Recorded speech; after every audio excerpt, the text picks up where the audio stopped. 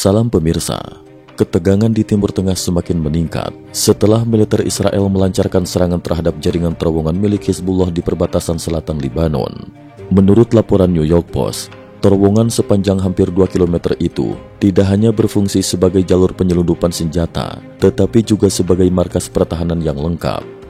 Pasukan Israel melaporkan bahwa mereka menemukan sejumlah besar senapan AK-47, bahan peledak, peluncur roket, senapan sniper, rudal anti kendaraan, dan berbagai senjata lainnya di dalam terowongan tersebut. Selain itu, terowongan ini dilengkapi fasilitas memadai seperti listrik, jaringan pipa, kamar tidur, kamar mandi hingga cadangan makanan kaleng yang cukup untuk lebih dari 100 orang bersenjata. Pasukan Israel menghadapi perlawanan dari anggota Hizbullah ketika mereka masuk ke dalam terowongan. Pertempuran sengit di ruang terbatas ini berakhir setelah pasukan Israel berhasil merebut kendali penuh. Terowongan tersebut juga ditemukan memiliki perangkap dan ranjau, menunjukkan bahwa fasilitas ini didesain untuk pertahanan jangka panjang. Menurut Jerusalem Post, ledakan dalam serangan ini begitu kuat sehingga getarannya terdeteksi di 284 komunitas Israel dan tepi barat. Militer Israel mengklaim telah menemukan setidaknya 3 terowongan lain yang melanggar perbatasan dan merupakan bagian dari rencana Hizbullah untuk memperluas kontrol hingga ke wilayah Galilea, Israel Utara. Israel menyebut temuan ini sebagai bagian dari ancaman strategis Hizbullah terhadap keamanan nasionalnya dan meluncurkan serangan balasan terhadap Iran sebagai balasan langsung atas ketegangan yang meningkat. Sebagai tanggapan atas serangan ini, Dewan Keamanan PBB mengadakan pertemuan darurat pada 28 Oktober 2024 untuk membahas situasi di Timur Tengah.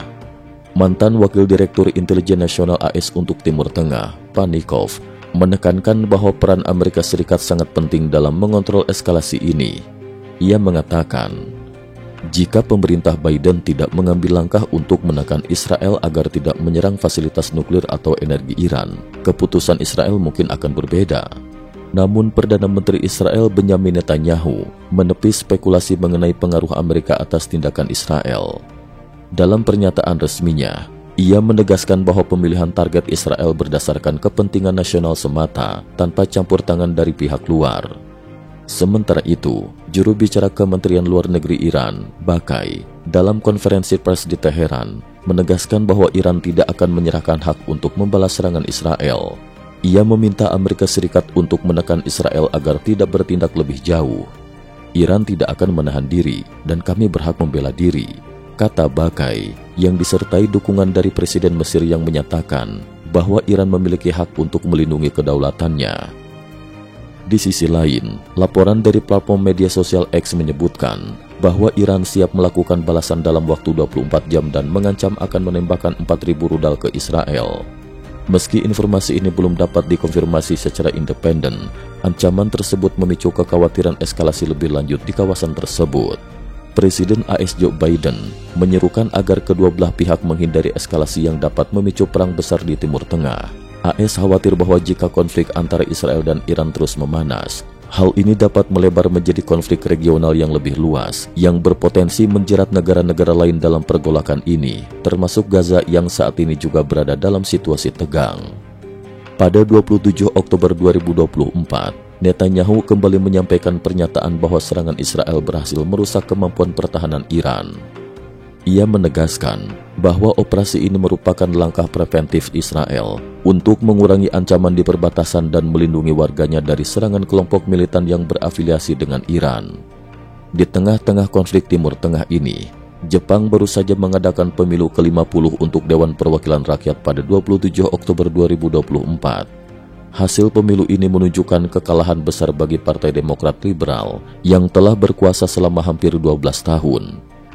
Partai yang dipimpin oleh Perdana Menteri Shigeru Ishiba kehilangan 56 kursi dalam pemilihan kali ini, memicu spekulasi mengenai masa depan Ishiba sebagai Perdana Menteri. Dengan kekalahan ini, Ishiba mungkin menghadapi ancaman pemakzulan, terutama jika parlemen Jepang memilih kandidat lain dalam pemilihan Perdana Menteri mendatang.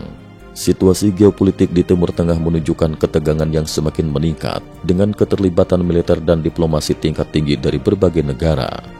Serangan Israel terhadap terowongan Hizbullah, sikap tegas Iran untuk membalas, serta panggilan AS untuk menahan diri menandakan kompleksitas konflik yang sedang berlangsung. pertemuan Dewan Keamanan PBB diharapkan dapat memberikan solusi diplomatik untuk menghindari eskalasi lebih lanjut. Di sisi lain, ketidakstabilan politik di Jepang menjadi sorotan, menunjukkan bahwa situasi geopolitik global tidak hanya terpusat pada konflik Timur Tengah, namun juga berdampak pada dinamika kekuasaan di Asia. Cukup sekian dulu, terima kasih atas perhatiannya.